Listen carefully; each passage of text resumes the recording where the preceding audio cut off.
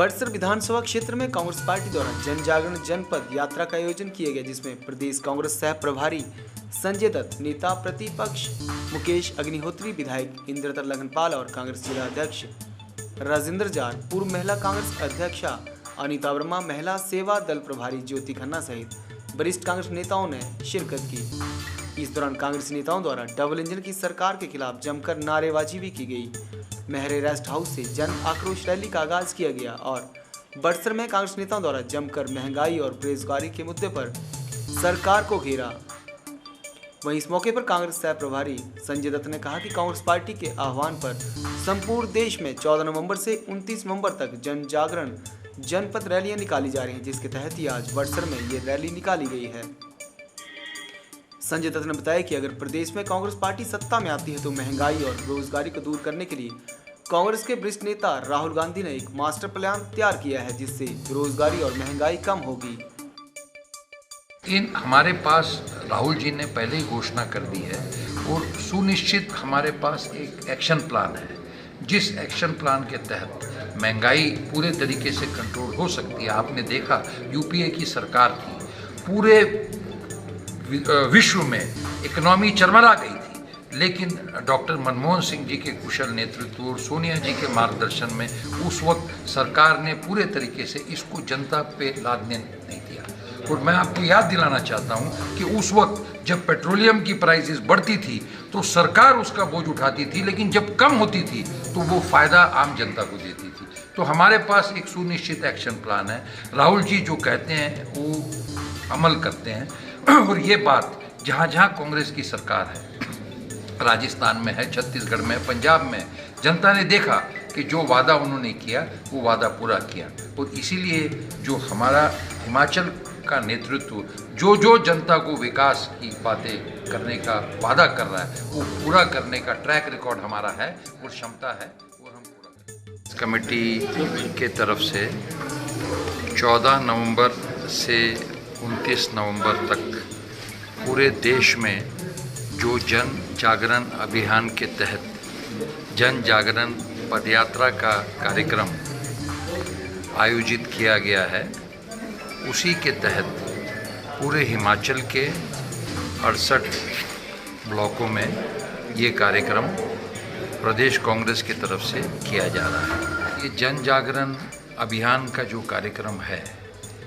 ये पिछले 7 सालों से जो केंद्र में भारतीय जनता पार्टी की सरकार और 4 सालों से हिमाचल में भारतीय जनता पार्टी की सरकार की जन विरोधी नीतियां हैं, उसके विरुद्ध जनता के बिहाफ पे आवाज़ उठाने का काम हम इस पदयात्रा के द्वारा कर रहे हैं। जैसे कि देखा गया कि आज देश के हालात हर क्षेत्र में बद से बदतर होते जा रहे हैं। इकोनॉमी हमारी पूरी तरीके से चरमरा गई है। आज जो कुछ साल पहले मोदी जी डॉलर वर्सेस रुपये का विषय करते थे, आज वो चरम सीमा छू रहा है। रुपए की कीमत अंतर्राष्ट्रीय बाजार में गिरती जा रही है। दूसरी तरफ महंगाई की मार आम आदमी को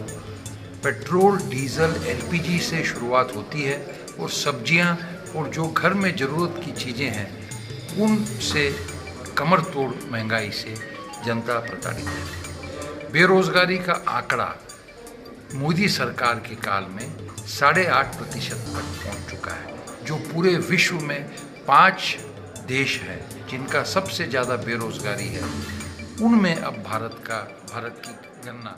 होने लगी। वहीं बड़सर के विधायक इंद्रतर लखनपाल ने भी जमकर डबल इंजन की सरकार को कोसा। उन्होंने कहा कि हिमाचल प्रदेश में बेरोजगारी की दर बहुत बढ़ चुकी है, लेकिन प्रदेश सरकार द्वारा इसे रोकने के लिए कोई भी कवायद शुरू नहीं की गई है। आज बड़सर विधानसभा क्षेत्र के अंदर प्रदेश कांग्रेस कमेटी के निर्देशानुसार और अखिल भारतीय कांग्रेस कमेटी के द्वारा पूरे देश के अंदर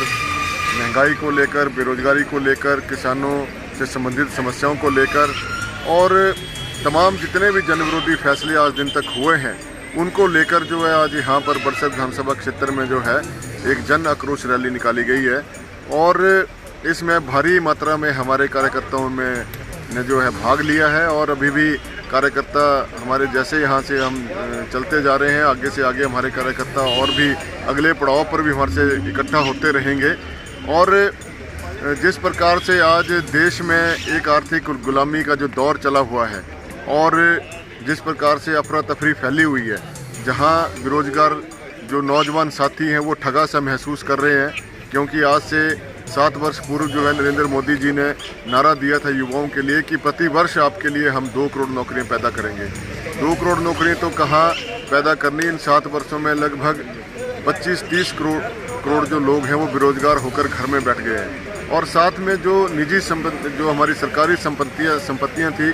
जिनमें 70 वर्ष की अनथक प्रयासों के बाद जो वो संपत्तियाँ अर्जित हुई थी इस देश के लिए, इस आधारभूत ढांचे के लिए सुदृढ़ करने के लिए, वो इस सरकार ने जो तहस नहस कर दी है। और आज आनन फानन में जिस प्रकार से जब इन्होंने देखा कि अब देश का किसान जो है वो आंदोलन करने से पीछे नहीं हटेगा, तो उन्होंने एक क्षणिक फायदा लेने के लिए जो है वो घोषणा कर दी मोदी जी ने कि हम तीनों काले कानून वापस ले रहे हैं।